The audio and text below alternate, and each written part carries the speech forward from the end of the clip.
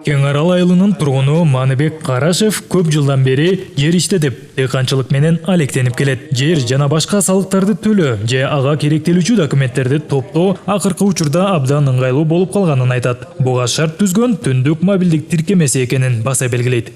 Каалаган жерден каалаган учурда банкоматка каржысынын акчасын чыгарып, кошуп кутула берсе болот. Мисалы Талас областынын дагы жер участогунун каржыстарын Баткенде же Нарында жүрүп деле түндүк менен төлөй берсе эң ыңгайлуу бул түн. Мурда биз айыл өкмөттөргө келип, очередке туруп, кесекке алып, убакытты коротуп, ушундай убара менен алек болчук да. Азыр болсо очеред жок. Үйүңө жатып алып деле түндүккө кирип, акчаны которуп, каржысың бүттүк жумушуң, маселеңди чечип берсең, бул аябай ыңгайлуу. Кыйла жеңил. Биз мурун кар жок аныктаманы өзүнүн райондон эле карап билип алчу элек. Азыр болсо бизге ар бир райондон бирден инспекторго бекитилген бүт республика боюнча карызы барбы жок экенин көрө алабыз да. Патенттерди жана услугага алгандар өздөрү үйүнөн эле алыш берет. Но справканы деле түндүктөн кирип алышат, жеке кабинеттерден кирип алышат. Азыр кыйла жеңил болуп калды да.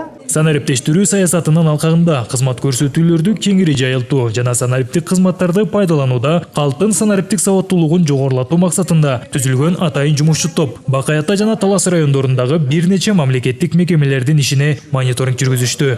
Асыл Наматова Талас райондук социалдык фонд башкармалыгында эмгектенип келе жатканына 30 жыл болду. Мурдагы убактарда пенсионерлердин керектүү документтерин топтоо бир күндү талап кылган болсо, эми азыр ал жумуш 5 мүнөттүн ичинде бүтөөрүн билдирет.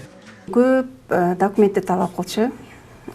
Ошол келген адамдарды көпкө кыйнап, тигинчи болуп кел, бунчу болуп кел, бардыгы кол менен жазылчу, үйгө алып барып, дегенде момундай делолорду тегип, пенсиялык иш кагаздарды эртең менен келип аны кайра эсебин чыгарып, стажын эсептеп, баары ушундай кол менен жазылчу да. Азыр биз бир адамга пенсия чектеш үчүн, компьютер салыш үчүн бизге бир 5 мүнөт 10 мүнөт эле убакыт кетет. Эң көбү да. Пенсиялык иш кагаздарды 5 мүнөткө жеткирип эле салып коебуз. Атайын түзүлгөн жумушчу топтун өкүлдөрү калкты тейлөө мекемелерине келген кардарларга түндүк мобилдик тиркемеси аркылуу керектүү документтерди толтуруу оңой экенин түшүндүрүштү. Ага катар мамлекеттик мекемелерде кетирилип жаткан мүчүлүштүктөрдү жою боюнча тапшырмалар берилди. Мекеме уюмдардын бардыгында болуп келатабыз.